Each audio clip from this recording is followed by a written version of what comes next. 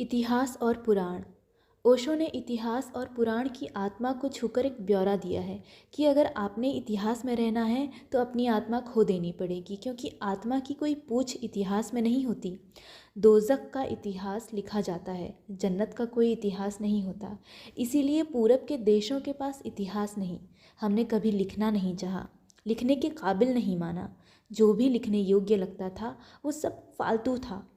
जो लिखने योग्य था वो नहीं लिखा जा सकता था। इसीलिए हमने पुराण लिखे, इतिहास नहीं। पुराण तत्व की बात है, सार की। इसीलिए हमने बुद्ध के बारे में नहीं लिखा, बुद्धत्व के बारे में लिखा। ऐसी कहानी गढ़ी जिसमें बुद्धत्व आ जाए, तत्व आ जाए, सार आ जाए। इसीलिए पश्चिम के लोगों को शंका होती है कि बुद्ध हुए भी थे कि नहीं, तीर्थकर थे भी कि नहीं। आप जैन मंदिरों में जाओ, 24 तीर्थकरों की मूर्तियां मिलेंगी। कुछ फर्क पता नहीं चलेगा कि कौन सी मूर्ति किस तीर्थकर की है। सारे एक ही तरह बैठे हैं, जैसे ध्यान में लीन। उनकी सूरतें ज़रूर अलग अलग होंगी। 24 व्यक्ति थे, शक्लें अलग होंगी। एक ही शक्ल सूरत के 24 कैसे हो सकते हैं?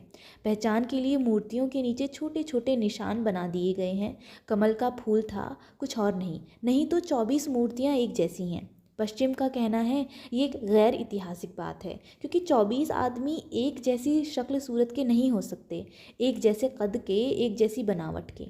हमें एक एक तीर्थकर की फिक्र नहीं, क्योंकि उन्होंने जो पाया एक जैसा है, इसीलिए एक ही मूर्ति बना दी।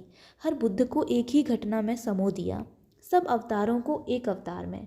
सारतत्व को हमने सिद्धांत बना लिया। इतिहास की चिंता छोड़ दी, क्योंकि इतिहास घटनाओं की फिक्र करता है। हमने उसकी चिंता की जो भीतर है, जो घटना नहीं अस्तित्व है। इसलिए हमने पुराण रचा। पुराण का अर्थ है सार, सुगंध इकट्ठी कर लेना।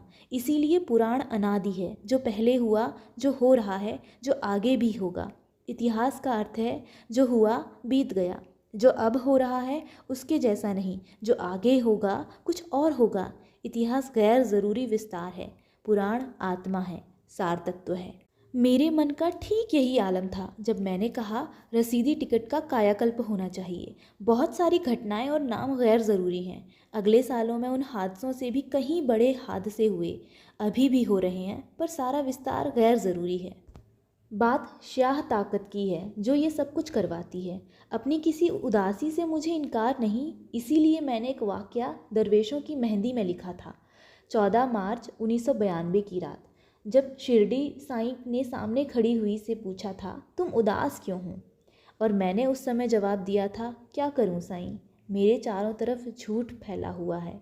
शिरडी साईं का साक्षात दर्शन और सपने में भी उनके प्रश्न का ये उत्तर कि क्या करूं साईं, मेरे चारों तरफ झूठ फैला हुआ है। मुंह बोलता वाकया है कि मेरे अंदर किस तरह का दर्द उतरा हुआ है, हर झूठ के हादसे में से गुजरने का, कि सपने में भी उसी की बात होठों पर आई।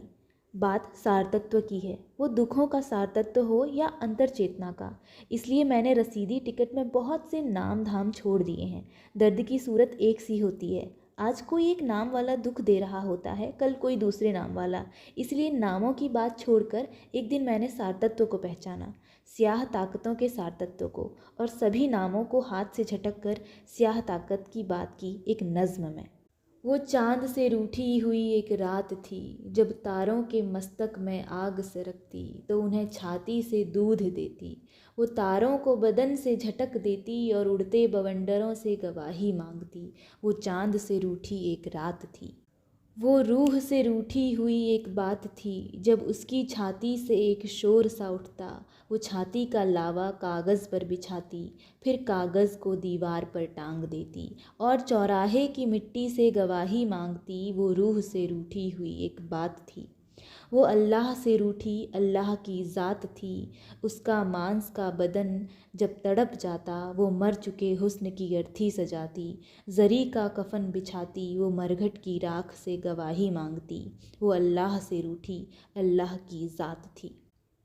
वेद में कायनाती शक्तियों की पूजा प्रार्थना के साथ ऐसी प्रार्थना भी है, हे इंद्र, मैं तेरी पूजा करता हूँ, तेरी प्रार्थना अर्चना तेरे लिए यज्ञ करता हूँ। तो कुछ ऐसा कर कि मेरे पड़ोसी की फसल उजड़ जाए, दुश्मन के खेत सूख जाएं। जैसे बिजली गिरती है इस तरह का कुछ हो, मेरा दुश्मन न रहे। और इसकी बात करते हुए आज इमरोज़ मेरे इस रसीदी टिकट को पढ़ते हुए कह रहे हैं, वेद की ये बातें थीं कि बुद्ध को मुश्किल आई, उसने कहा वेद का जिक्र ना करो। महावीर को भी मुश्किल बनी और बरकतें। मैं समझता हूँ कि तुझे भी यही मुश्किल है, पर जिस तरह वेद कोई धर्म ग्रंथ नहीं, जिंदगी भी कोई धर्म ग्रंथ नहीं। वेद ने साधारण इंसान की बात भी उतनी सहजता से लिखी जिस तरह परमात्मा के किसी तलबदार की बात लिखी। जिंदगी में हर तरह के लोग हैं, हवन की आग से उठते धुएं जैसे भी और दुश्मनी की आग में तपते लोग भी। और तेरा सवाल बना रहता है कि वे लोग क्यों हैं।